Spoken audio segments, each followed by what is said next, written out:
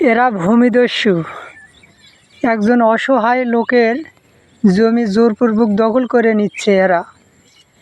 এই অসহায় লোকটির এই জমির উপর সিভিল কোর্ট থেকে চিরস্থায়ী নিষেধাজ্ঞা ডিগ্রি পেয়েছে এদের বিরুদ্ধে। আবার ৪৪-৪৫ ধারা মোতাবেক আদেশ পেয়েছে, কিন্তু এরা এসব মানে না। এরা আইন অমান্য করে এই লোকের জমিটি দখল করে নিচ্ছে। এদের বিচার হওয়া দরকার। এদেরকে আইনের আওতায় নিয়ে এসে শাস্তি দেওয়ার দরকার।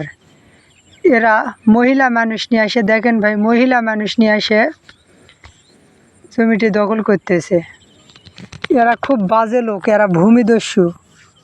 এদের বিচার হওয়া দরকার। আমার এই চ্যানেলটি সাবস্ক্রাইব করবেন আর সর্বোচ্চ শেয়ার করবেন ভাই, সবাইকে দেখার সুযোগ করে দিবেন। কারো জমি যদি কেউ জোরপূর্বক দখল করে অবৈধভাবে, যত দ্রুত সম্ভব আইনের কাছে আশ্রয় নেবেন, তাহলে এদের বিচার হবে। এরা জোর করে দখল করে নিতে পারবে না, কারণ তখন আইনই দেখবে। সবাই শেয়ার করবেন ভাই, প্লিজ। আর সবাই আইন জানে নেন, আইন শুনে নেন।